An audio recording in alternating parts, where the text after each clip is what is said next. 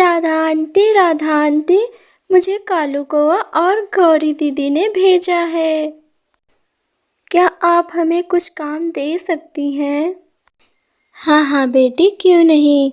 मेरे यहाँ तो बहुत सारे काम हैं और मेहनत का भी काम नहीं है जिसे तुम आसानी से कर सकती हो, और मैं तुम्हें इसके लिए अच्छी पगार दूंगी। आपका बहुत बहुत धन्यवाद राधा आंटी। और फिर नन्ही निम्मी चिड़िया काम पर लग जाती है। वह बहुत ही मेहनत और लगन से काम करती है। उसने पूरे दुकान में झाड़ू लगाया और खराब सब्जियों को एक पास में रख दिया और अच्छी फ्रेश सब्जियां एक साथ रख दी। निम्मी चिड़िया अब हर रोज झाड़ू पोछा का काम करने लगी थी और बहुत ही सफाई से करती। उसका काम राधा ने देखकर बहुत प्रसन्नता हुई। उन्होंने कहा, अरे वाह निम्मी चिड़िया, आप तो छोटी होने के साथ साथ बहुत ज़्यादा होशियार भी हैं।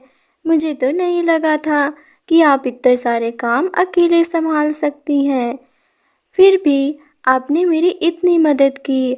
अगर आपको किसी भी चीज़ की ज़रूरत हो तो आप मुझसे कहिएगा। नहीं नहीं राधा आंटी, आपने मुझे काम दे दिया, मेरे लिए उतना ही बहुत है। आपका बहुत बहुत धन्यवाद। लेकिन राधा आंटी, ये क्या, आप तो सारे प्याज फेंक रही हैं। नहीं नहीं निम्मी बिटिया, ये तो बस खराब प्याज हैं जिन्हें हम बाहर फेंक रहे हैं। अच्छा, अगर आप बुरा ना माने तो मैं आपसे एक बात कहूँ? हाँ हाँ बिल्कुल, क्यों नहीं। राधा आंटी, ये प्याज मैं अपने घर ले जाना चाहती हूँ। पर क्यों निम्मी बिटिया, ये प्याज तो खराब हो चुके हैं, तुम इसका क्या करोगी? बस ऐसे ही राधा आंटी, आप मुझे इसे दे दीजिए। अगर मेरे कोई यूज़ में होगा तो हम इसे यूज़ कर लेंगे। ठीक है, अगर तुम यही चाहती हो तो ले जाओ। और फिर निम्मी चिड़िया सारा खराब प्याज लेकर चली जाती है और वह जाकर जहाँ पर गौरी और कालू कौआ ने अपने खेत बनाए थे वहीं पर उसने प्याज बो दिए। और उन प्याजों में से जो प्याज अच्छे और शुद्ध थे उन्हें लेकर प्याज का पराठा बना लिया। कालू जी, क्या आप देख रहे हैं इतनी अच्छी खुशबू कहाँ से आ रही है?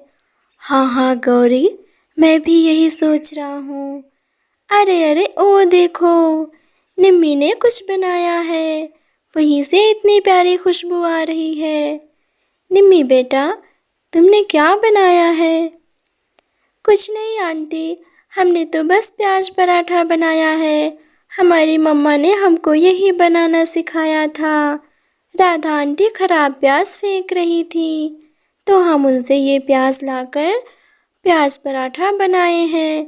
आप भी चक्कर देखिए ना, फिर बताइए कैसा बना है। हाँ हाँ बेटी, क्यों नहीं, बहुत ही अच्छी खुशबू आ रही है। और फिर कालू कौआ और गौरी ने प्याज पराठा खाए। बहुत ही अच्छा स्वाद था और उससे भी अच्छा उसका खाने का टेस्ट था। निम्मी बेटा, तुम्हारे हाथों में जादू है, जादू। अगर तुम चाहो तो मेरा एक ठेला है, उसी पे जाकर तुम अपनी दुकान लगा सकती हो। मेरा यकीन मानो, तुम्हारे प्याज पराठे खाने बहुत दूर दूर से लोग आएंगे। अगर ये हम सबको इतना पसंद आया तो सबको पसंद आएगा।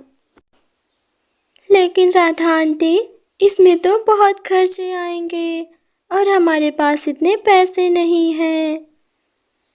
कोई बात नहीं बिटिया, अगर तुम चाहो तो मैं तुम्हारी मदद कर सकती हूँ। और फिर गौरी और कालू कौआ ने निम्मी की बहुत मदद की और उसके लिए एक प्याज पराठा का दुकान तैयार किया। और फिर निम्मी चिड़िया प्याज पराठे की दुकान लगाने लगी। कुछ टाइम तक तो उसके दुकान पे कोई ग्राहक नहीं आ रहे थे। निम्मी उदास बैठी थी, लेकिन फिर भी उसने हार नहीं मानी और अपने काम में लगी रही। कुछ ही देर बाद उसके दुकान पर एक पंछी आती है। बहन, मुझे बहुत जोर की भूख लगी है, जल्दी जल्दी एक पराठे लगा दो। ठीक है, मैं लगा रही हूँ। वाह वाह, क्या बात है, इतने स्वादिष्ट पराठे तो आज तक हमने नहीं खाए। अब हम हर रोज़ आपके ही दुकान पर आया करेंगे पराठे खाने। और फिर जैसे ही वह चिड़िया जाती है, तुरंत एक माँ और बेटी आ जाती हैं। वे दोनों भी प्याज पराठे बहुत अच्छे से खाती हैं।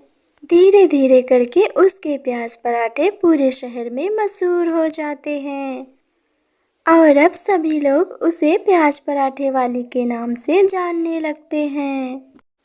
और उसने जो खेत में प्याज लगाए थे, उसके पौधे भी काफ़ी बड़े हो गए थे और प्याज भी तैयार हो गया था। इससे उसे पराठे बनाने में कोई परेशानी नहीं होती थी। एक दिन जब उसने प्याज पराठे की दुकान लगाई, तभी उसकी सौतेली माँ और उसके दोनों भाई बहन आ जाते हैं। उसकी माँ निम्मी को देखकर बहुत ही हैरान होती है, लेकिन वो अगले ही पल रोने लगती है। अरे अरे मम्मा, आप रो क्यों रही हैं? ऐसा क्या हो गया? बेटा, हम आपको क्या बताएं, हमने आप पर बहुत जुल्म किया। जब से आप घर से बाहर गई हैं, तब से हम लोग के साथ कुछ अच्छा नहीं हो रहा है। तुम्हारे पापा को कैंसर हो गया है और वो एक ही जगह पड़े रहते हैं। हम लोग कई दिन से भूखे हैं। तुम्हारे भाई बहनों ने कहा मुझे खाना खाना है और मैं यहाँ चली आई। मुझे लगा कि कोई दूसरा होगा तो उधार ही दे देगा, लेकिन अगर तुम मुझे नहीं माफ़ करना चाहती तो कोई बात नहीं, क्योंकि हम तो आपसे माफ़ी भी नहीं मांग सकते, इस काबिल भी नहीं हैं हम। नहीं मम्मा, आप ये क्या कह रही हो? आप तो हमारी माँ हैं और आप हमसे माफ़ी क्यों मांगेंगी? हमें ही दोबारा घर पर चले जाना चाहिए था, सबका हाल पूछने। फिर भी अगर इतनी परेशानी है तो हम चलते हैं घर पर और पापा का इलाज भी कराएंगे। और फिर निम्मी चिड़िया उन लोगों को खाना खिलाती है और फिर उन लोगों के साथ अपने घर चली जाती है।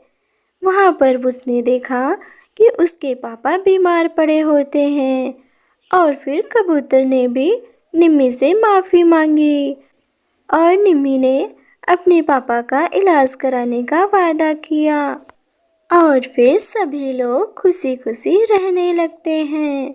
हेलो फ्रेंड्स, अगर आप सबको मेरे वीडियोस पसंद आते हैं तो आप मेरे चैनल को लाइक शेयर एंड सब्सक्राइब कीजिए, जिससे कि आपको हर नई वीडियो मिलती रहे और आप इसी तरह आनंद उठाते रहें। धन्यवाद।